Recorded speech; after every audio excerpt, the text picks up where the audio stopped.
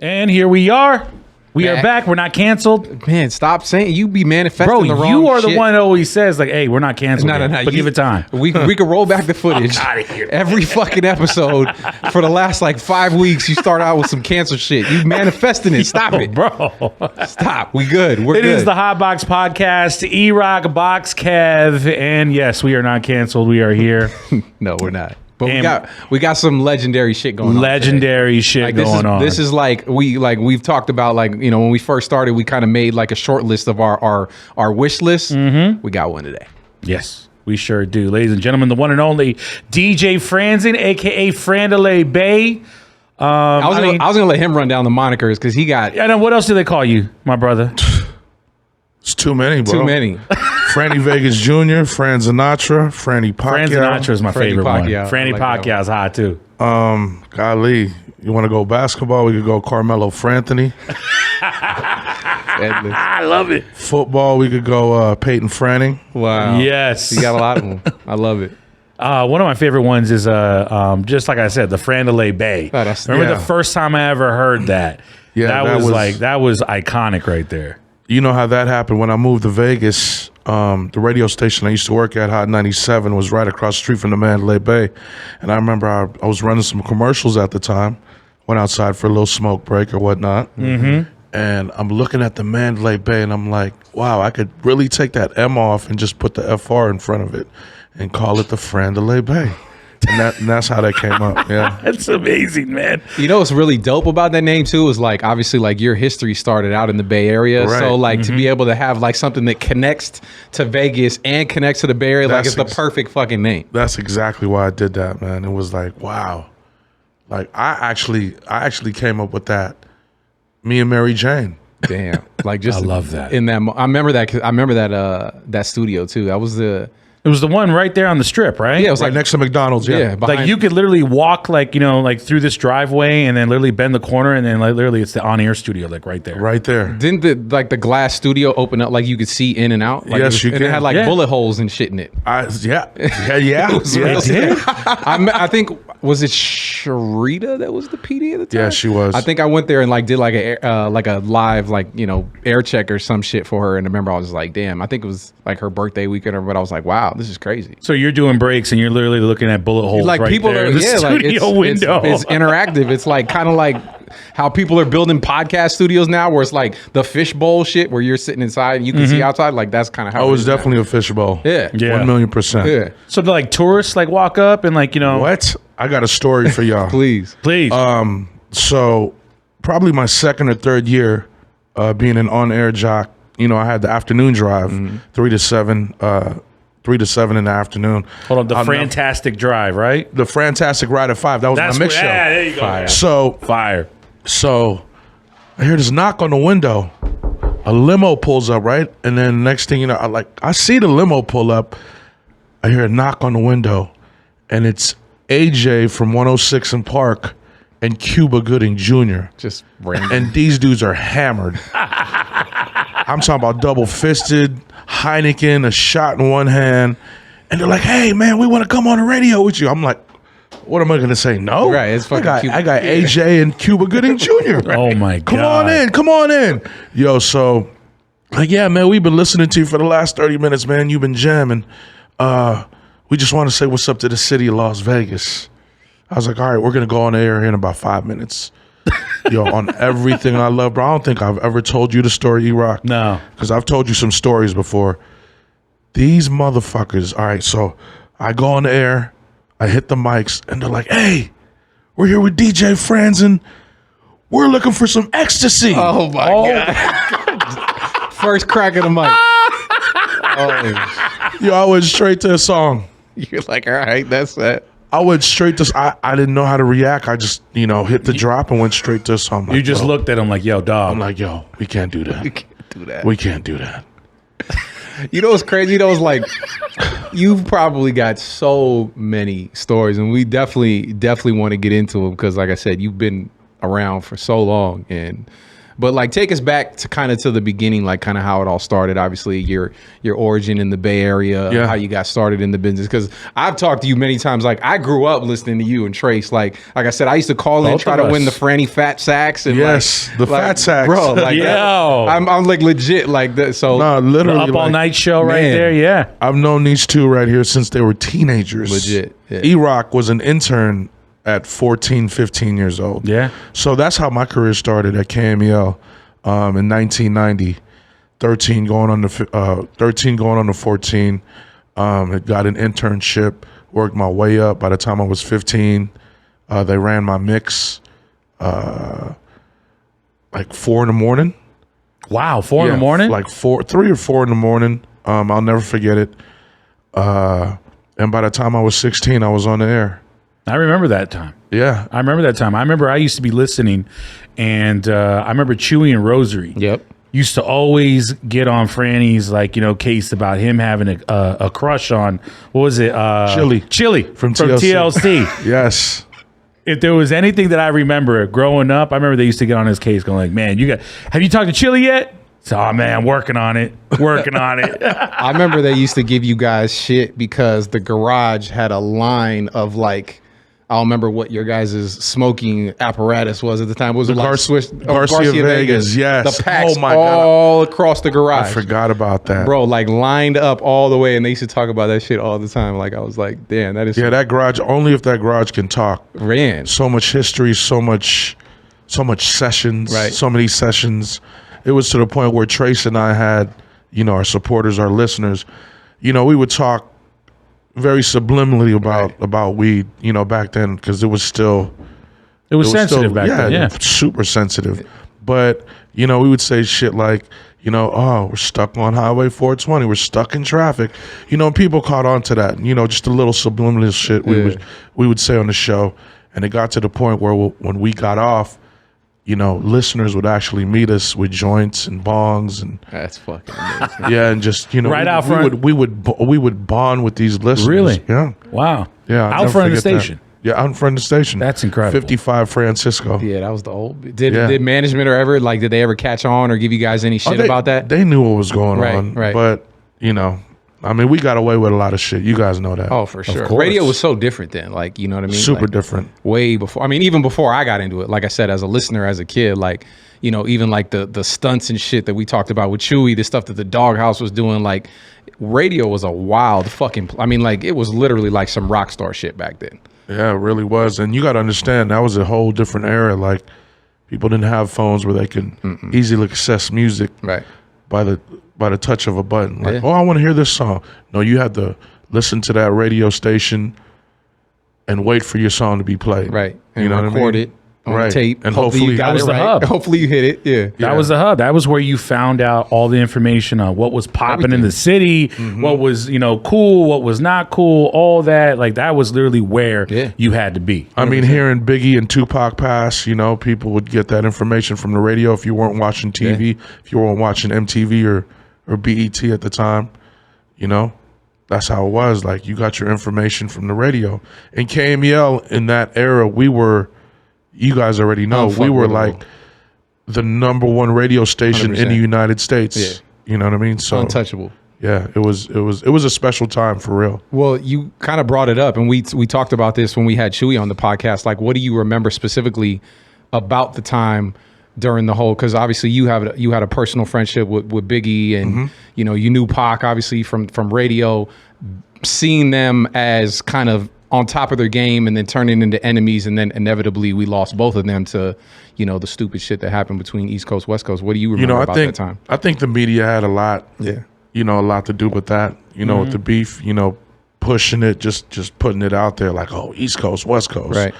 Right. Just to see where they came from, both of them, and to see where, people still idolize them till this day. There's people that were born after they were gunned down that idolize them. Yeah. It just shows you how much of an impact they have on this culture.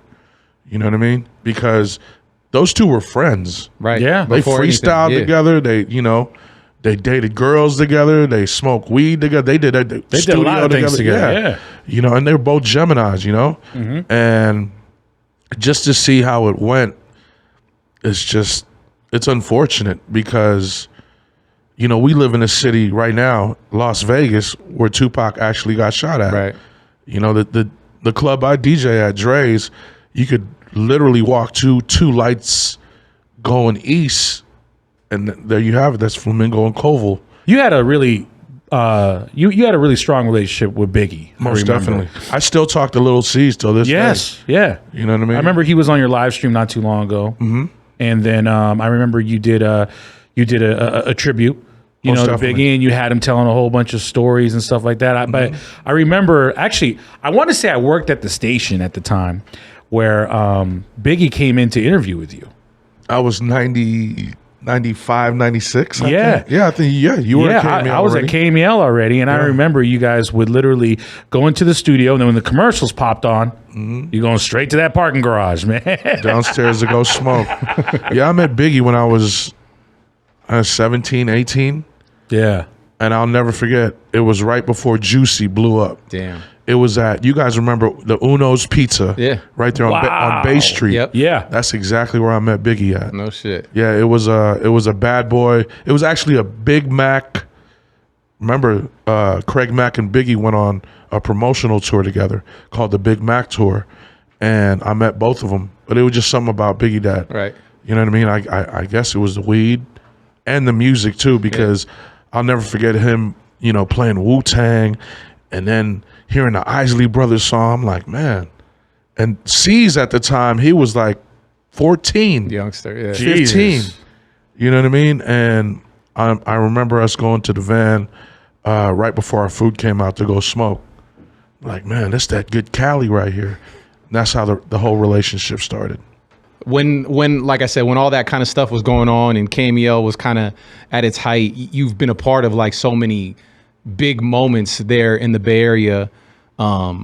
Like obviously like the birth of like Summer Jam and all that started. Oh, man. Like what do you remember about like some of those early shows, and like, or what are some of your like favorite Summer Jam memories? Because obviously Okay. Summer Jam's a little bit different now, and every student, every It's way city. different. We also got to remember KML was the first radio station in the country to have its own show. to have a Summer Jam. Yeah. Yeah. Some of my fondest memories is seeing MC Hammer with 50 people on stage.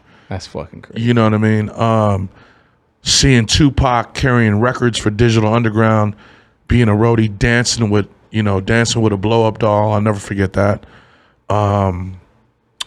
What's another moment? Oh, seeing Too Short with a live band in 1991. Damn. Wow. My first time seeing a hip hop act with a live band. Which is And I always tell Short, you know, I have a great relationship with Too Short. Too Right. Short's just one of those, he's the same person, never changed. always has been, yeah. And seeing him with a live band back then, you don't get to see that nowadays, really, you know, as far as a hip hop act, unless it's Jay-Z on tour, you know, Drake on tour.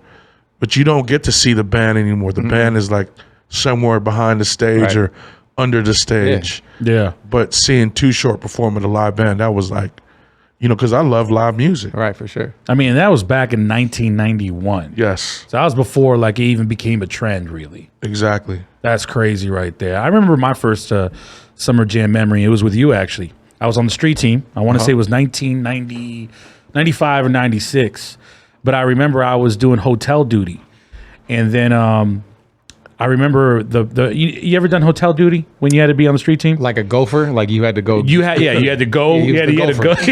Yeah. We call that the You had to go gopher. get the artist, make sure they got in the van, Yeah. got him to the venue. I and never then- had to do that personally, but yeah. So I did it for like maybe like a few hours, and then Aaliyah was on that list. And I remember we picked up Aaliyah, we took her to the Concord Pavilion, right? This is when they moved it to Concord for a little bit. Remember Right. that? And then I remember she walks through security and this and that, and actually she runs into you, and you gave her this big hug. Yeah. You gave her this big hug. So I mean, There's a picture floating somewhere that There is. I don't have with Aaliyah. I remember I was wearing my Jordan North Carolina 11s, Yep. I'll never forget that. But there's a picture out there that I need. Somebody's got that picture. People, if you're listening, send it over. Exactly. Right? Yeah. The full Chewy got there. his. Where you at? Chewy definitely drops his every time there's like an Aaliyah anniversary or whatever. I'm like, damn, that's crazy. But I remember, witnessing that moment and going like, damn, that was legendary. I forgot about that. You just reminded me about that. Bro, like, yo, I remember you giving her this hug and stuff like that. And then literally like what? Like I'd say maybe like a year or two later, she had passed away. Yeah. Summer Jam's had many moments, and like that's the thing that's dope. I mean, is that we've been a part of these and we've gotten to see them from the other side. And obviously it's unfortunate that we've lost so many artists along the way, but to be able to hold on to those memories that not a lot of people have, been able to experience is something special. Here's another memory I remember when Michael Erickson, rest in peace, Michael. Rest in peace, Michael. He was an APD at the time. Biggie came in 95 or 96, I forget. It was at the Shoreline though. And Biggie came and I gave him some weed and Michael Erickson seen that. He's like, I'm kicking you out. You're banned from the show. No shit. Wow. Somehow it got to Biggie. He's like, yo, I'm not performing unless Franzen gets back in. Wow. I was literally banned from the show for like 5-10 minutes. What happened? Like how do you ban? I just don't. Yeah, I'm know. like, how do you ban Franzen? He was just. I guess Michael Erickson at the time. He saw that and he got frustrated. Yeah. Well, like it was a different time for weed. Right. Yeah, They was it worried truly about. was. It was a very sensitive time. It was like super taboo. Right. Like Super taboo. You couldn't talk about it. You couldn't do it in front of Even in the everybody. Bay Area, which was kind of one of the first places, or was the first, in the country to make it more socially accepted. But, especially in Berkeley. oh, for sure. Berkeley been with the shit. They've always been with the Shout out the Telegraph. shit. Yeah, Oh man, for my real. God. I remember going to Telegraph and thinking that it was a different world as a kid, going like, damn, it smells like just like reefer up here. I mean, we've all probably been a part of many album releases at the Rasputins right there, where I mean, everybody comes through there. That's a must. But yeah, Berkeley's Oh man, dude, that Rasputin's was amazing. yeah, and then they used to have the Blondies right there, the pizza spot. Blondies. Blondies was Right? amazing. They had the one on Powell. Powell. Powell. That's It's all gone. Gone. It's gone. Yeah, Yeah. the city's changed, man. But I mean, I think that's a pretty good segue. You obviously did a whole lot, but what was it like when you had that moment where you up and decided to? Because really, you were the first one out here. Yeah. Between everybody, I mean, you could talk about how you were the first one to bring hip hop and all that, which I would love to hear that story because, Vegas was not known for any of that.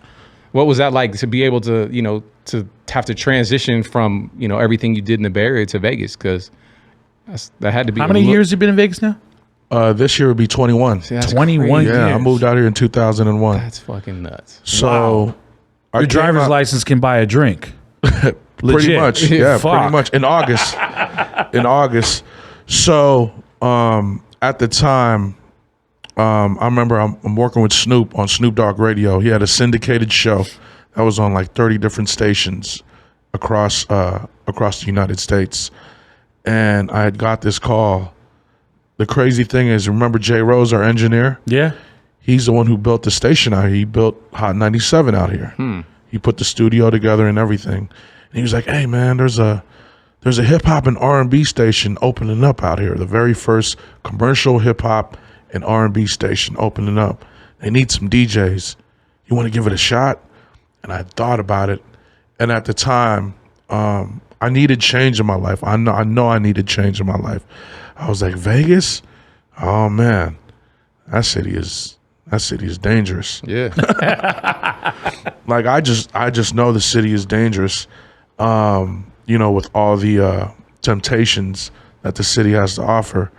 But I was like, I'll give it a shot just to see what's going on.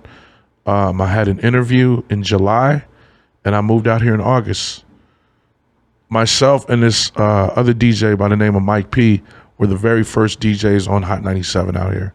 I mean, like you said, did that kind of open up the door for you to get into clubs out here? Because most definitely. you probably, how long did it take before that door opened? Because even then, even though there was the station, there might have not necessarily been the club opportunities because they were still very much on the other stuff. Exactly. Clubs weren't in casinos yet. The only club that was in a casino was Raw at Luxor. Okay. Shout out to War and Peace. War and Peace and Mr. Bob. Mr. Bob, B.O.B. At the time, probably my first couple of months out here, a club owner hit me up to DJ at this club called The Hop, Glow at the Hop. And I'll never forget this club. It was on Tropicana between Maryland Parkway and Eastern. And that was my very first club I DJ'd at. You know, it was off the strip, but it was still a club. You know, we averaged anywhere from 500 to 1,000 people every weekend. Holy shit. And my first time meeting Floyd Mayweather was actually at that club. This dude would come in the club and just buy out the whole bar and start handing Even back then. Back then, yeah. Damn. Start handing bottles out to people in the club. Yeah, man. So that came about, and then all these other clubs started opening up. SRO, standing room only on Flamingo, which was Suge Knight's old club, 662. The club that Tupac was on his way to when he got shot, on Flamingo. I DJ'd at that club too, which was SRO. That was actually the after hour spot. So after I was done at the Hop, everybody would go to the SRO. Damn. Wow. Yeah, and that was, like I said, that was my first year in Vegas. So you essentially got it to where it was being more accepted out here. They weren't doing it before, but obviously the radio station, you coming out here and having the impact, opened up the doors for promoters to essentially be like, you know what, fuck it, we're gonna do hip hop. Well, I know there was other clubs doing hip hop. Ra at the Luxor, War and Peace and Mr. Bob, they definitely played their share of hip hop. Okay. And I know there was another club out here called Ice. Yeah. I remember which Ice. is a little bit closer to the strip, and they had hip hop nights as well. Shit, the building is still there. Yeah, you're It's right. still there. That's where when we were talking about, I was out here, you were out here, obviously. It's like a monument. All-Star Weekend. Yeah. When NBA All-Star Weekend was out here. 2007. I'll The never G-Unit forget that. party was supposed to be at Ice, and the whole Lloyd Banks and Game shit went down, and I think that party never happened, or that might have even been the last time Ice was open. Like, but I remember You're right. Didn't they have a TV show or something like that? Like a reality show about like putting that club together? Yeah. They did. Yeah, but that shit was I kind of want to watch that now. right. Now that I live here, you know, and you can find it. I mean, I see that shit on the way to Undefeated like all the time, or on the way to work, or leaving, like, you know, whatever. But that building is still there. And It's still there. It's like a fucking monument. It is. You know what I mean? It is. It'll never go away. That's the very first club I saw Cryro at. You know, the Oh yeah. that's what they call it, right? Cryo. Cryo. When I say Cryro, I was like Kygo, a little tropical house I was like, DJ. Kygo was DJing back then? Kygo. That's crazy. I thought he was like 21 years old. Damn. yeah, that's the very first club I seen that at. What's the when did it start to transition into you being able to DJ inside the casinos? Because I remember, and this might have not been the first. What was the one? Was it Poetry? Poetry. That was inside Caesars? Yes. Where it's like John Varvatos now or whatever the fuck. Yeah. OPM Poetry. Yeah. Yes. That I remember coming out here for that and being there for those. Man, those were crazy. That was I remember- actually my memory. That was my first residency inside of a. Well, it wasn't in the casino. It was in forum shops. In the forum shops, yeah. But still, technically, yeah. it is still in the casino. Yeah. Yeah, that was like 05, 06. Yeah, that was popping. Those Man, that was like my early Vegas years. Before I knew anything about Vegas, I would literally take a flight out here. Yeah. And I would pop up literally like you used to park in the back. Yeah. And I would meet you in the back. Yes. You know what I'm saying? And we Yes. would walk to that back entrance, and then it would be the DJ booth, like in the middle of the dance floor. Yep. Like this was like before table service was yeah. really popping or anything. Like, Facts. dude, that was fucking. That venue was dope. It was dope. That It was was like when I not- first started coming out here. And It was not that big, but it was definitely a vibe in there. E40 did his birthday there once. I think I E40 was did his yeah. birthday. He had Snoop perform. I'll never forget that. That was crazy. And speaking of E40, on Sunday nights we used to do a Bay Area night. Mm-hmm. Yeah. Yeah, You know, I remember that. Like the I used to come out for that. Yeah. I used to come out So for that. many people from the Bay would fly out Sundays and just party. So that was the original Sundres, essentially. Yeah. The first Sunday hip hop party that was really. Actually, wow. You know what? You guys another memory just came back. Actually, the very first residency I had was at the House of Blues every other Sunday night. There was a shit. party called Juice. And that was a hip hop night. Shout out to Ramon Mata and Brian Affronti because they were actually the people who believed in hip hop on a Sunday night, and they brought me in to DJ every other Sunday night. Wow, that was like in 03. Wow. Damn. Okay. So 03. It didn't last that long. It didn't Right. even last for a year. But yeah, that was actually my first residency inside of a casino. and then it transitioned into the OPM poetry. Like, Yeah. yeah, I remember I came craziest. I mean, like that just goes to show you how crazy Vegas could be. I think it was literally my first time coming out here to the like doing the club shit. It was me and Amen. We came up. We drove from LA. I think we were in LA for like I think of like the Bum Squad retreat or some shit. We was down there for that. He was like, come to Vegas. I'm DJing tomorrow night. We were out there. And I think, it was like Too Short was there. Mike Tyson rolls up. Yeah. Mike Tyson's there. And you're just like, this Good is dude. some Classic. This is some fucking Vegas shit right here. Yeah. Like, damn, like only in Vegas can you just be at a party where Too Short and Mike Tyson are just hanging out. Like Mike Tyson's actually one of the first, first 10 people I've met in Vegas. no shit. Yeah, and I'll never forget, at that time, UFC was really big. Yeah. Tito Ortiz was Yeah. like the man. And Chuck Liddell. Chuck It was around Liddell. that time, Yeah, it was around that time. And Mike was like, I'm coming to pick you up. We're going right across the street to the Mandalay Bay. We're going to the UFC fight. I've never been to a UFC fight in my life. And here I am, headed to the fight with Mike Tyson. I'm like, this shit's about to get crazy. I'm walking in the Mandalay Bay Event Center with Mike Tyson. Right. My first experience ever going to a UFC fight. And here we are. We walk in and everybody like, Mike. Immediately, yeah. Crazy. Yeah. It was crazy. I'll say there's probably not too many people who could get that kind of crazy reaction like Mike Tyson, especially in Vegas. I mean, he literally He lives out here, right? Or he did for a long time. I think he still has a spot, but at the time I met him, he still had that house over there by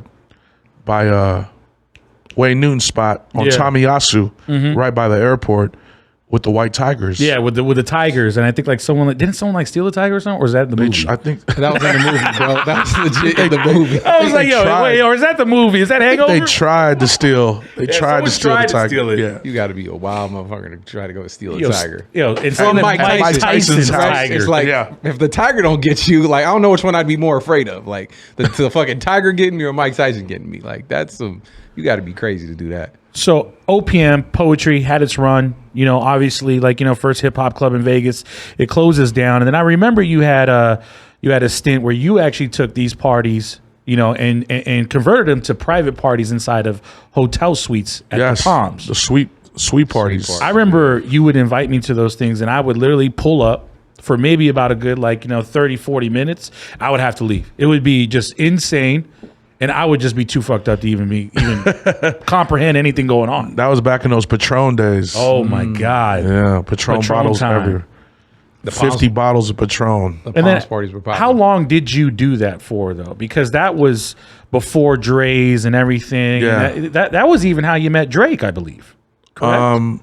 Actually, no, I met Drake through some friends from Crooks and Castles. Oh wow. Yeah, but Drake found out I was doing these parties, so when he would come out to Vegas, his first time to Vegas, like, yo, I heard about your parties. When's your next one? So I invited him to one, and he got hooked. We did so many of those parties, and that was at a time where they banned me from the Strip. Remember, it was like I was at the time when EDM was on its way up, and there was no hip hop on the Strip. It was like when like Swedish House Mafia and like Dead Mouse and like those were like the names that were like, that were getting the dates on the Strip. Tiesto was at the Palms. Yeah. Playing vinyl. Shit. Yeah. Wow. Yeah, man. Yeah. I'll never forget that. But yeah, those sweet parties were legendary because I did parties for everybody. Drake, Rick Ross, Jeezy, even Justin Bieber when he was with Selena Gomez. Wow. Yeah. I mean, the list goes on, but those were some legendary parties. And I remember Summer League 2000, golly, it was 2007, 2008. Get a knock at the door. And, I'm very strict about who I let in the party because I want everybody to be comfortable. Feel safe, right. And we don't want anybody coming into the party that we don't know. Right. We don't know who this motherfucker is. Like, It was curated, right? Yeah. You know, it's a private party. You know, lots of females too. The ratio was always crazy. But it's Steph Curry, and he's out here for the Summer League. Damn. And Summer League is a time where the rookies get to show off what they're doing, and at the same time, like, it's you know, their training camp. Yeah, it's their boot camp. You know what I mean? Right. So this is like early on. Yeah, this is you know, right before his rookie year, actually. 07, yeah, it must have been. 07? Yeah. So he walks in. I'm like, Steph Curry? Yeah, I know. He plays for Davidson, you know. That's Del Curry's son. I was like, yeah, let him in. I think he's going to the Warriors and actually playing for the Warriors for Summer League. And I remember telling him, man, you got a good shot on you, bro. You might be rookie of the year, but it was actually who was rookie of the year that year. Golly. Blake Griffin? Nah, it wasn't Blake. It was dude who played for the Kings, Sacramento Kings. Oh, God damn it. Tyreek. Yeah, Tyreek. That's him. Evans. Tyreek Evans. Yep, There you that's go. him. Wait, is it Tyreek Evans? Yeah, Tyreek Evans. That's him. Pretty sure. Yeah. And Yeah, it's Tyreek Evans. we see how that. But I mean, look where Steph Curry's at now. Right. One's still playing right now, about to hopefully win his 4th ring. Yeah. Yeah. Yeah. On his way. That's crazy. And I'll never forget, at that time, nobody knew who he was. And he was checking out the room. He's like, man, you got a stripper pole in here inside the shower? How do you do these parties? I'm like, you know, we know people here at the hotel, and they let us get away with stuff like this. Like, hey man, I want to do one of these parties one day. But it never happened. You gotta call in that favor now. Like, hey, Steph, you still want to do that? Palms is back open. So you mentioned, you know, that you were banned from the Strip.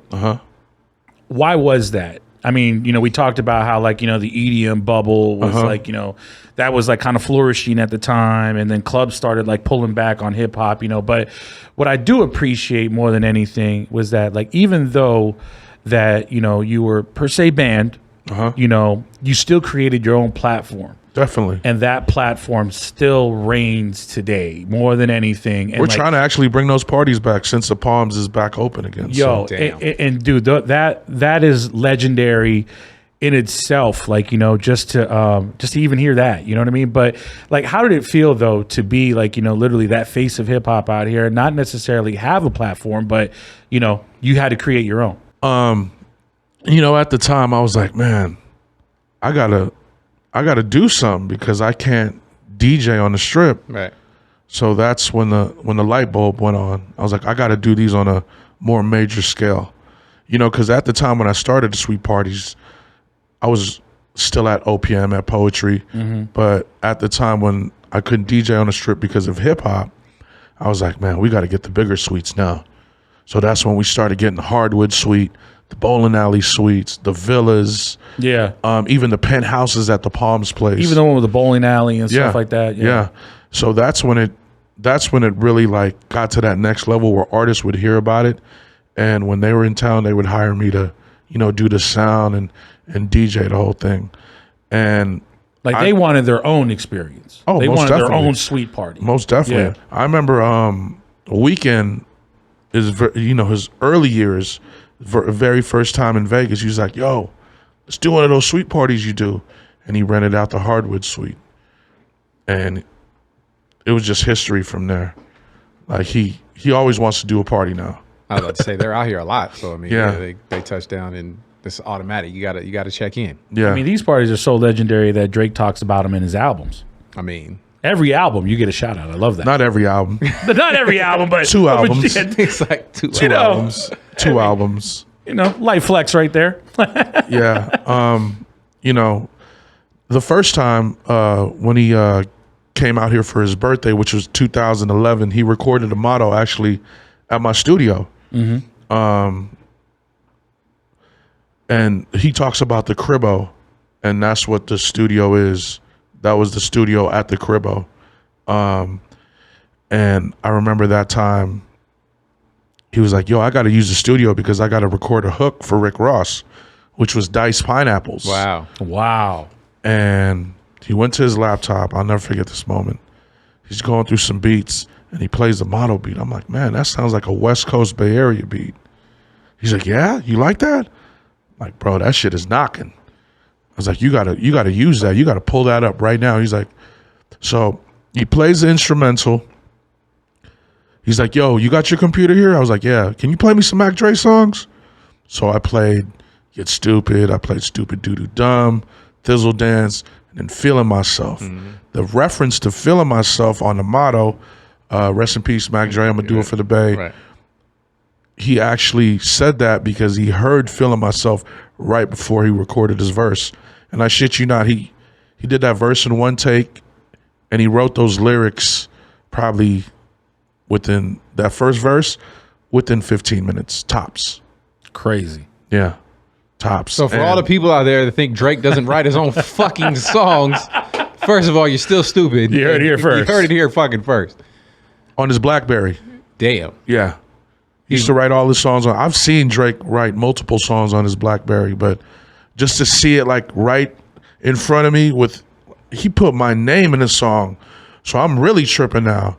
And I didn't know he put my name in the song until I heard him live in the booth recording it. Damn. It's not like he said, yo, I put your name in the song. He's just writing the record. He just wrote the record, went in the booth, recorded it. That's love. And the rest is history. And I'll say that's what makes that shit so dope is like, it's one thing to get a shout out or whatever, but on a record that became so fucking big. It was like number one on Billboard. You know what Yeah, I mean? it went number one, and you could still play that record till this day. Right. Classic. You know what I mean? Works always. Yeah. Especially, Classic. obviously, like you said, especially in the Bay And- Area. And the video was filmed in the Bay. That's right. They did, right? Yeah. Yeah. I want to say he got like 40, 40 like Fab, and- yeah. He had everybody out Yeah, there. he had everybody out there, man. I mean, it's great to see, like, well, it was great to see, like, obviously, Drake paying homage to, like, the Bay and the origin of that record and whatnot. How did it feel though when because I recall this moment really, really, really clearly was when the Warriors are playing the Raptors, and on social media he was just gunning for literally anybody he knew from the Bay Area, 40, Franny. And I was just like, oh my that God. video lives still on the internet. Yeah. He's Like, still- yo. he still gets a troll moment for that every time. He still throws it out every once in Yo, a my while. phone blew up like, yo, Drake just shouted you out on Instagram, you and 40, but he was talking shit. I was like, man, I gotta see this. I gotta see this. It was a legendary moment for me, definitely. Yeah. I mean, did you pick up the phone and go like, yo, man? Oh, I FaceTime him. What's this about? Like, for real. But it's all fun and games. How sports is very competitive. No, for sure. And he's one of those guys that represents his city of Toronto very, very much so. Like anything Toronto, Raptors, the Maple Leafs, like he's going off right now in Tampa Bay. Right. Yesterday he put some meme up there, like "Good night, Tampa." I mean, that's what you're supposed to do. You know what I mean? Yeah. You got like 40. 40's the ambassador of the Bay for a reason. You're going to catch him at every Niner game. You're going to Front catch row him 40. at every Warrior game. Front You row gonna 40. I mean, like that's what he does. That's what you're supposed to do. We do the sweet parties. They become super legendary, and then Dre's opens. Yeah. Tell us about that real quick. It was And you've been there for quite a quite a long time My now. longest residency ever at a nightclub. Let's keep it going. Going on 8 years. The end of 2014, beginning of 2015, they started, the Sunday night hip hop party. Mm-hmm. They would have a bunch of different DJs though. And Brian Affronti, BA. Shout out BA one time. here we go. Let's take it back to 2003. He believed in me when Juice at House of Blues, the hip hop party, back in 03. So it's like full circle. He's like, man, I want to have you, guest DJ over here a couple times. I was like, all right, I'll give it a shot. So it was the first Sunday night of 2015. I'll never forget it. He wanted me on like earlier. He wanted me on like a couple of months before, but so I had prior engagements on a Sunday. So I finally did it. And he was like, we got to get you to open for the EDM DJs. I'm like, I'm not going to open for the EDM DJs because you got to understand on Fridays and Saturdays, they would have, EDM DJs headline people like, who was like Mock J. Yeah, I was about to say that. Mac J from OC. Who else? It was like more so like the second tier EDM DJs. It wasn't like the big names. Yeah. and they would have me open. I'm like, I'm not open unless I play, hip hop and R&B. They're like, yeah, do you? So that's exactly what happened. And Victor Drai, the owner of Drai's, see me DJ open one night. He's like, this is our DJ for Sunday night. He's the one who DJ'd for Sunday night for the hip hop night. All right, I want him here every weekend. So I thought about it. I was like, I don't want to burn myself out. But then I thought about it deeper. I was like, it's not the same crowd every weekend. People from out of town. It's a destination party. Yeah. People from out of town every single weekend. So I'm not going to have the same crowd. It's not like I'm, back home in the Bay. Right. Yeah. Where you see some of the same people every single week. I was like, I'll do it. It's a challenge for me. And, the rest is history. I'm still there. And how many years is that now? 2015 to 2015. Shit. This January will be 8 years. That's crazy. 8 years. Yeah. What at what moment? Because obviously Drai's then compared to what Drai's is now is probably in two different places. When did you see that this was like, oh God, like we really got something here? Okay, so when they started switching up artists on Fridays and Saturdays, And giving them you guys on Sundays. exactly. Chris Brown, Weeknd, Future. Right. Just certain artists that would come in on Fridays and Saturdays, like, oh, this is turning into a hip hop nightclub. And, that's what it is now. I mean, it's the biggest hip hop nightclub in the country. Period. Yeah. Period. Yeah. Unrivaled. Yeah, I mean, especially like you said, it's been going on for 8 years now. Everybody that you can imagine has done Drai's or been to Drai's. And I get it now because, now that I live out here, and I've only been out here 6 months, like, it's kind of like one of those things where it's like, it's the gift and the curse. Like, yeah, you're in Vegas, but then also, like, every weekend your phone probably goes crazy. Like every weekend, so like, you know what I mean? Like I've experienced he's got it now. the best responses. That's what I'm saying. When And his phone goes crazy. I'm like, I'm only been out here 6 months, but I have, like people hit me up like, yeah, I'm in town this weekend. I'm like, cool, go have fun. Yeah, Like, you know what I right. mean? Like There's always I someone in can't town. host somebody every weekend. Like I just can't. Like, and you've been out here for doing this shit for so long. And I mean, like, how does that even like? I know how to handle it now. Yeah. At first it was overwhelming, but I know how to handle it now. Per se, like, for instance, this weekend is a big weekend in Vegas. Right. My phone's been going off for the last week. For sure. Oh, we're coming to Vegas for Lovers and Friends. Are you at Drai's? Of course I'm at Drai's. Right. Yeah. Can you get us a table? LOL. LOL. I'm not a host. I'm a DJ. Send 'em the But I link. got, I could send you that link. Yeah. Hit 'em with I'll the send link. you the link and send you to a very nice host who could, hook you up with Yeah. a couple of bottles for a little bit of something. Right.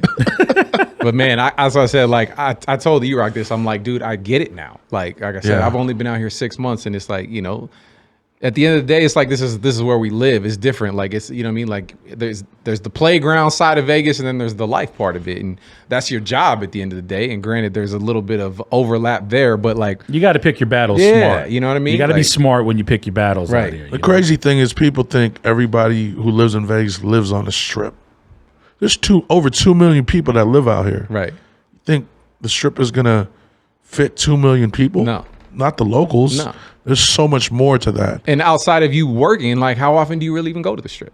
You know I what mean? don't. That's what I'm saying. Like, I don't. I rarely we do. don't. Like I you- mean, it you is might- equivalent. Right. You might go out there for like a dinner or something. Like I said, Yeah. the only times I've been to the Strip is because people have been in town. Right. Like Or I I got a drag friend you in out. town or you drag me out. Like I Right. got a friend in town, like, oh, they want to go to dinner. All right, fine. We'll go do the Hell's Kitchen or whatever the fucking tourist traps are. You know what I mean? Right. Like, sure. I mean, it's equivalent to like literally when we lived in the Bay and going to Pier 39. Right. That's what I'm saying. Like, Who the fuck goes to Pier 39 Who's when been you to live in Alcatraz? San Francisco? Yeah. Well, True. I've been on a field trip. right. That's what I said. I went once. was like fifth grade. I went once when I was like 20, and that was because I had family from Baltimore that they wanted to go. But like, we just don't do certain stuff. You like know, that. living in Vegas, I've been to Pier 39 more times than when I did live in the Bay. Now we're going back. Right. Yeah. You know what I mean? Yeah, going back. For real. I actually see my cousins more out here than I do when I lived in the Bay, down the street from them Facts. in the East Bay. Yeah. Why? Because they're always in town now. Right. Everybody They got a place to stay, apparently. Everybody's And gotta I always come to I hit Vegas. them with the same response. Hit me when you get to the hotel. Yeah, hit 'em. Hit me when you get to the hotel. Hit me when you check in. They all get the same generic ass response when you check in. Yeah. Oh, dope. That's what's up. Let me know when you get settled in. Cool. Yeah. Yeah. Well, what would you say is one of your favorite things though about living in Vegas though? I would say we're spoiled out here. You know, It's easy living, man. Traffic is not as bad. Right. We do have a little bit of traffic here and there. A lot of things are open 24 hours. Pre-COVID, though, a lot of things were open 24 hours. I've always said that Vegas won't be 100% back until the Super Walmart is back open 24 hours. And right now it's not. It's not. Not yet. Shit. We were spoiled. There were 5-star restaurants open 24 hours. You could get sushi out here 24 hours. And that's definitely an advantage we have. There's always something to do out here. Always. Every week. Yeah. The city is always alive. It's never like when you go to a different city and you're like walking around and checking out the scenery, all the lights are shut off. Out here, the lights never go off. Never. You can walk into a casino, you'll never see a clock on the wall. You'll Actually, I just realized that right now. never, ever. That's Right now. That's how it's designed. Yeah, you know what I mean? You'll never see. They want to keep you in, not out. You'll never see sunlight going into a casino. Nope. You know what's something else that I realized before I moved here? They took out all the weight, like all the scales that they used to have in the bathroom. Stay in a hotel. You will not find a scale in the bathroom anymore. Damn. I never tripped off. Majority hotels. I never tripped They didn't off. have it in Mandalay Bay, Delano, MGM. I couldn't find a scale. I wouldn't want one. Yeah, if you out here, you don't want no. Yeah, fucking yeah. scale, man. You don't want to keep track of like how much you not. weigh. Like, Right. yo, I probably gained 5 pounds in one fucking day out here. You know. No. You guys talking about gaining weight. That's another thing I love about Vegas. We have some gems out here as far as food goes. We have some amazing restaurants. And I'm not talking about the restaurants you guys hear on the strip. Right. You know, the Hell's Kitchen, like you Right. said, the STKs. There's moms and pops restaurants out here that Everywhere. are 5-star So good. quality. Yeah. You know what I mean? All right. Well, We're spoiled. since you kind of brought it up, and you don't have to give them out if you don't want to like blow up your own spots. I get it. But like we've talked about, like there's certain things. There's a lot of stuff that Vegas offers that the Bay Area doesn't. But there's like those staple things in the Bay Area that like I haven't found out here. Like, Oh, yeah. you can't get a good burrito that I've experienced, like a Mission style burrito. You know what I mean? You know what's crazy? I just finally, after 20 years, See? I What? finally found a good burrito spot in Vegas. Really? And it's right by the radio station I used to work at. Okay. We'll talk about Okay. it off It's air. a We don't Mexican Filipino fusion spot. like a senior. Get out of CC? here. Yeah, Are you serious?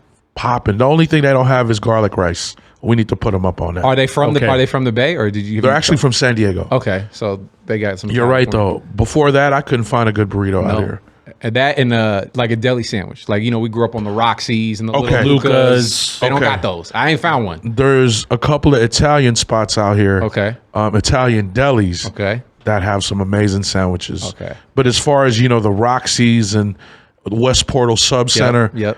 yeah, you won't Little West Lucas. Portal. Oh, that garlic sauce at Man. Little Lucas is a movie. Saying. Oh man, now I'm hungry. See? Yeah, you won't find.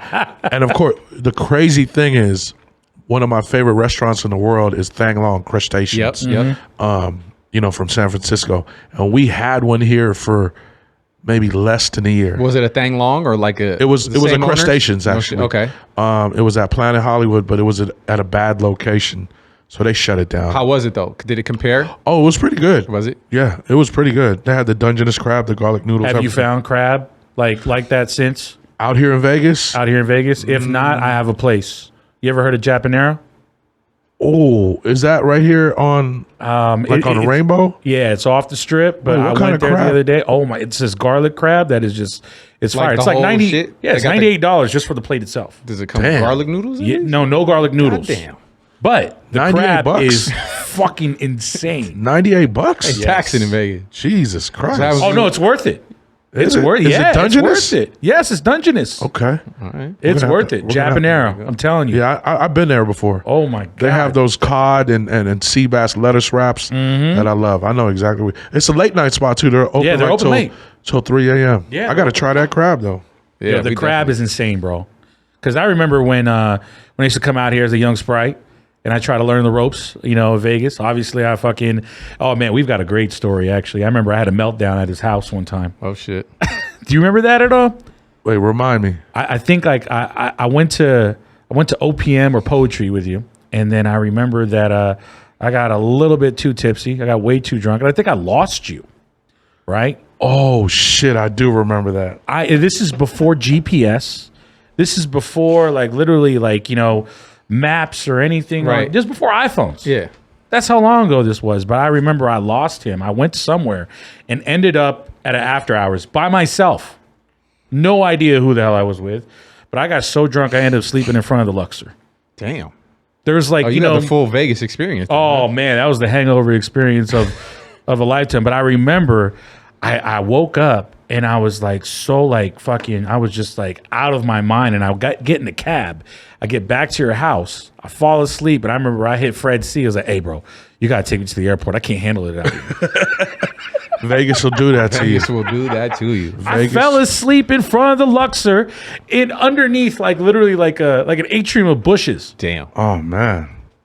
Bro. Yeah, I've never done that before. Now I live here. Yeah, I'm saying that. You still do that though. No, I don't. Absolutely not. Get you on a back-to-back or you're at Absolutely not. You're lucky daylight if you and then you even got a get me party. out. Nah, fuck that. If you on a back-to-back night where you got daylight and then you doing a night party, Nah. you're toast, bro. I'm going home. I've been there. I go home. Yeah, but I've went home. Yeah. I will not fall asleep. You definitely have to pace yourself in Vegas. That's one thing that people have to realize, because especially during the summertime, Oh man.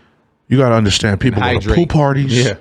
and then they want to have dinner, drinking all day, right? All day. Pool parties, dinner, and they get ready for the club. They're drinking at the club. Then you go to Then they after want hours. and then you want to go to a strip club, get like an hour or two of sleep, go back, do it all over again. I've seen people do it. Can't do it no more. You got to pace yourself. Well, you kind of talked about it when you were talking about like Vegas, the lights never shut off, and we weren't out here at the time, but what was it like when Vegas kind of went through COVID? And obviously you transitioned well, which I definitely, you know, man, what you've done with Twitch is out of this fucking world, which was obviously a great avenue for you to keep, you know, obviously the mind and everything. But like, what was Vegas like at that time, and how did you have to? You know, It was definitely a trip. I remember I told myself, I want to drive down the strip right quick and just experience this with all the lights off. right? And I remember, it's on my phone somewhere. I have the footage on my phone. Just seeing all the lights off and nobody on the strip. It was a very eerie, very eerie feeling. You know what I mean? And that was like at the end of March, beginning of April, when everything started. Okay. Just to know the strip was kind of in that position for months was a crazy experience. And, you know, I never really left the house, you know, during that time. Right. Yeah. Because of, you know, what transpired. But like you said, the whole thing with, you know, getting your mental together, thanks to E-Rock, he was one of the first people to really, yo, you got to get on Twitch. And you got to understand, I've been streaming for a long time, since the Ustream days. Yeah. Frandora. Frandora, yeah. Yeah. I remember You know, that. 08, 09. So streaming on the internet wasn't new to me. Right. But this platform was just crazy because it was a gaming platform. Right. I'm like, what? They're letting us play music? Oh, this is amazing. They let us make our own emojis called emotes. I'm like, this is crazy. It was just, you know, how that transpired was just a blessing. For real. And you haven't stopped, even though the clubs are back open. Oh, I bring it to the club with me. Right. Yeah. How many days, like, you know, straight have you done it? What? I did it for 500 nights in a row. 500 nights in a row? Yeah, 500 nights. That's like a year and a half plus. Yeah. Jesus Christ. Yeah, I did it. Damn. I thought I was only going to do like a year, 365. That was really my goal, was to do 100 nights in a row. See if I could do 100 nights in a row. And at that time, we probably thought COVID was going to be over in 100 days. We're like, I thought it was going to be over in 2 weeks. We all thought it. Oh, we're back to work in like, you know, 3-4 months. Nah. Nah. 2 years. Yeah, damn near 2 years. Right. Yeah. Crazy. But it was truly a blessing. You know, we've all the DJs, we've created a community on Twitch. Yeah. From people all over the world. Right. You know, and just to see these different races from different places accept the music that you're playing, it's amazing, you know. And a lot of the DJs don't really take requests on there. So you're kind of on their journey as far as music goes, and they really fuck with the movement. Right. You know, so it's definitely a blessing. And that's why I told myself I'll never ditch the community. It's something we created, and it's something that I'll never leave. What's your schedule like now? Like, do you have a consistent set schedule, or is it kind of I make sure I'm on Mondays, which is my R&B night, which nights, is ladies' night. Fire. I make sure that I'm on Thursdays for Throwback Thursdays because, you know, the whole 90s era, I grew up, like a lot of those songs I play, like broke those records. Yeah, Right. exactly. And I have stories behind those records. And on Sunday nights, I do like a 70s and 80s vibes, kind of what Chewy was doing on Sundays, kind of like a Art LeBeau feel. Yeah. You know, because a lot of the music that we hear from the 90s and the early 2000s were influenced by artists from the 70s and 80s. You know what I mean? Amazing. A lot of those samples, a lot of those originals. Love that shit. Yeah.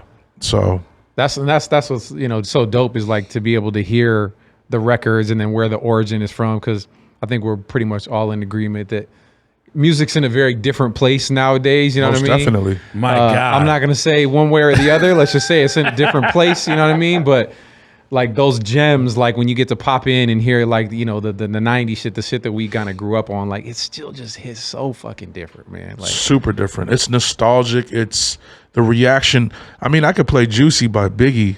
still goes off. Oh, still till this day, you could really feel it. Like when they're singing the lyrics, when they're dancing, it's just a different feeling. And what makes me feel amazing is when I'm like, yo, where the 90s babies at that really fuck with the 90s music?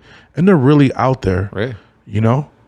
And it just shows you that music can educate people as well, because, you know, a lot of the newer generation, they're thinking, oh, these are all originals. No, these aren't originals. You know, you could school people with music. The education behind music is amazing. Per se, you have the Lauryn Hill record, X Factor, and then you play a Drake, Nice for What. You know, the majority of these kids, unless they're getting schooled by their parents or their elders, don't know that Lauryn Hill is the original to this Drake. Right. Because I've heard it, oh, that's where they got that from Drake. Right. You know, a younger kid would hear the Lauryn Hill, be like, oh, they got that from Drake, when really it's the other way around. Right. And that's like kind of us, like, you know, when we were learning about the 90s records, and then like, you know, for me as a kid, obviously, like, I didn't know, but that's the shit my parents were listening to. They're like, oh, I know that song. I'm like, what do you mean? This is brand new. I'm like, nah, that's how I learned about it. You know what I mean? Like, so my dad would do that shit to me right? all the time. You know what I mean? Like you hear like the, you know, samples, or like even like At Your Best, Aaliyah's record. Like that was a complete remake. Like that was, I thought that was an original record. I was like, nah, that's not a, you know what I mean? Like that, it's kind of cool to see that some of the artists, now some of it is done distastefully, but you know what I mean? There's a lot of, I agree. you know what I mean? There is like, you got to do it in a way where, you know what I mean? It's like, you're still paying homage, but making your own. It's not a complete, you know, a complete rip, but yeah, man, it's kind of just the era that we fucking live in now. So For sure. There was one thing that I wanted to make sure that we highlighted, like, you know, in this conversation, and it's got to be an honor to have the key to the city here. man, The key to the city, to Las Vegas, and have a day, Yeah. a proclamation Yeah. that literally, you know, cites that it's DJ Franzen Day. What day is that? That's May 28th. so Wow. coming up, It's coming up. Memorial Day weekend. It is coming up. Damn. Yeah. Yeah. May 28th. How did that whole entire thing, like, you know, transpire? Like, You know, over the years, being in Vegas, I've done a lot of stuff for the community, especially, you know, during the holidays. And a good friend of mine by the name of Lawrence Weekly, who works with the city of Las Vegas, you know, he's my go-to person as far as, you know, doing community work. And whether it be Christmas, giving bikes to the kids, or, you know, Thanksgiving, giving turkeys to the family, whatever it is, he was my go-to guy. And I remember, it was my first year at Drai's? My first or second year at Drai's, right before my birthday. I had invited him to Drai's because it was my birthday weekend. And he was like, I got a little surprise for you. wow. And he came with a proclamation signed by the mayor, signed by him, by all the different council That's people. fucking amazing. Yeah. And I was speechless. I didn't even know what to say. That's For real. incredible, though. Yeah. I mean, that makes me emotional. I forget about that sometimes. You know, I'm humbled by it, though, to the utmost. you know, knowing that Vegas has a DJ Franzen Day. It's crazy. It's great. It's amazing. That's fucking amazing. Literally, we need to celebrate it every single year. Yeah, most definitely. I mean, just like you said, just speaks to everything that you've done, not just, you know, musically and on, you know, kind of the avenue that we're used to seeing you in, but all the community work and everything. And, you know, E-Rock and I always talk about, you know, giving people their flowers and being able to give that to them before it's too late. You know what I mean? So many times, you know, we kind of appreciate people after the fact. So literally, like, everything that you've ever done, you've always been incredibly cool with me and cool to me. Like I said, I grew up listening to you and Trace, and, you know, you've always looked out. So everything that you've done, like, I just want to thank you for it, brother. No problem, man. You know, I've always said it's always important to hand the torch to the next generation. Yeah. You know what I'm saying? To have that next generation come up and be inspired. You know, I'm inspired by you guys doing this podcast. I'm inspired by the smallest things, and it's a great feeling when, you know, when people, you know, let me know that. So thank you guys. I appreciate that. 100%, man. Hey, I mean, you know, and I know I speak for him too. You know, I mean, it's like, you know, we grew up listening to you. You know, I mean, I said, like, you know, like some of my biggest memories were, you know, when Chewy and Rosary used to give you shit about, like, you know, your crush on Chili from TLC. Yeah. You know, and I got to give a special shout out to Chewy and Rosary and Evan Luck and Rick Chase, Luck. Alex Mejia. Those are some of the people that believed in me when I was a teenager, a freshman in high school. Who is this little kid at this radio station? You know what I mean? Like, who is this kid? I just wanted to work and learn. Yeah. You know, and it was at a time where you really had to pay attention. There was no YouTube. Mm-hmm. You couldn't go to YouTube and learn how to do this and that. Nope. No. You had to really pay attention and soak up game like a sponge. And that's exactly what I did. And, you know, I'm here to give it to the next generation as well. That's amazing, brother. Well, thank you for that. You know, I mean, I wouldn't be here today, you know, without, you know, a Franz and a Chewy, you know, and Evan Luck and Alex Mejia, you know, Yeah. and I want to make sure I echo that, you know, for years to come, you know, because like, you know, I mean, bro, think about it, man. I mean, I caught the Vegas bug coming out here visiting you. Yeah. And what, 15 some odd years later, 16, 17 years later? I know you've done so many different events and clubs out here and different residencies, man. So congratulations to you as well. I finally moved here. And after all that fucking time. After all that time, you know. After sleeping in those hotel rooms for all those years, you finally can sleep in your own bed. Oh my God. And there's no better feeling. Man. No better feeling. No better feeling. No better feeling, man. But, you know, to be able to share, like, you know, those platforms, like, you know, seeing the Franny billboard and then seeing an E-Rock billboard. The commercials on the radio now that is every sweeper is. That itself. DJ Franzen and DJ we didn't even E-Rock. cover that. But Yo, like, you know what's crazy about that? Every sweeper. Let's talk about that before we get out of here. All right. E-Rock being on a station on Saturday and me being on Sunday, some people will hit me in the middle of the week, like, you at the station right now? Because they hear my name. Right. Are you at the station? I hear you. I hear your name. Yeah. Like, no, that's just, you know, a little promo for us. Right. But it's good that people out there are actually still listening to radio. And they're still playing the promo. Like I said, I've been out here 6 months listening to the radio. That sweeper still plays at least every other song for it's continuous. Yeah. We got to shout out DJ Yeah, AO. shout out to AO. AO for DJ putting AO. that play together. For No sure. doubt. That play came together. Well, first I came to LA. Yep. You know, I was on another station. Then I went over to Real 92.3. Then I was working with AO on a whole bunch of things. And Amen. And then, you know, AO had a play out here in Vegas that he was working on. He's like, yo, I'm working on something in Vegas. I'm probably going to be the program director at this new station out there. Well, it's a station they've had. Yeah. But he's like, yo, I think I'm going to take it over, Yep. you know, fine tune some things, you know, but I want to bring you and Franzen on. I'm like, all right, cool. Well, shit. You know, we can't do it without Franny. So, yeah, I'm all in.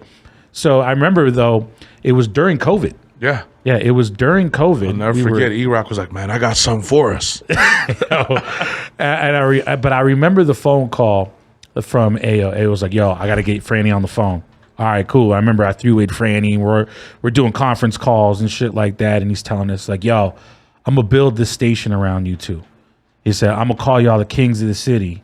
So by the time that, like, literally, like, we're out of this shit, like, it's just going to be just Crazy. branded in people's heads. I'm like, I'm with that. Oh, and it is. I've never had that ever happen to me. You know, I'm with it. And then Franny was like, hell yeah, let's do it.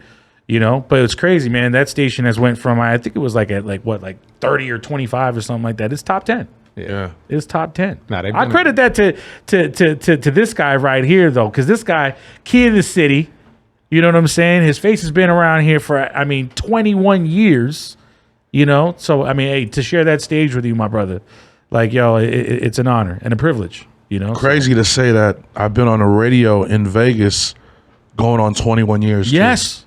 Even though I took a little 3 year hiatus. Yeah. Bro. It's crazy to say that. That play was just, wow. Yeah, incredible. Both of y'all, man. That's an amazing accomplishment. And like you said, big shout out to AO because, like you said, he put that together. But that shit still rocks every day. It wasn't like hey, let's run this promo. Like, no, that is it. Like, it's, like every song was known as the People Station. Wild was the Bay Area's party station. Real is literally the home of DJ Franzen and DJ E-Rock. Like, that's what the fucking call is. Yeah. It's dope. Crazy. I think we had a conversation about that not too long ago. Just it was I hadn't seen you since I moved here, and I think I ran into you at Drai's.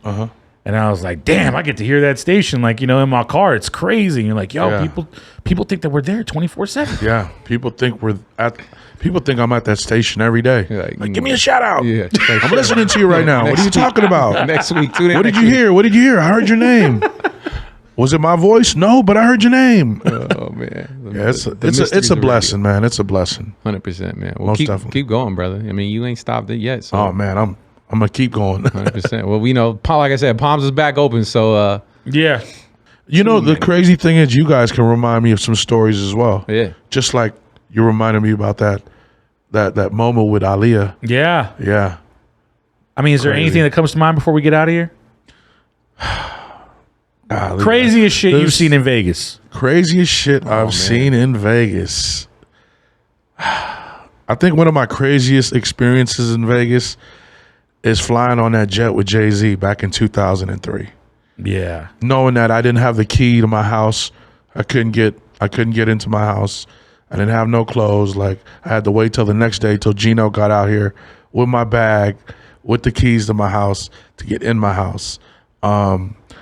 Jay was doing his concert in the Bay, and I'm with him backstage, and he's like, hop in. We hop in the Sprinter. I'm like, I don't even know where the fuck we're going right now. We're going to SFO.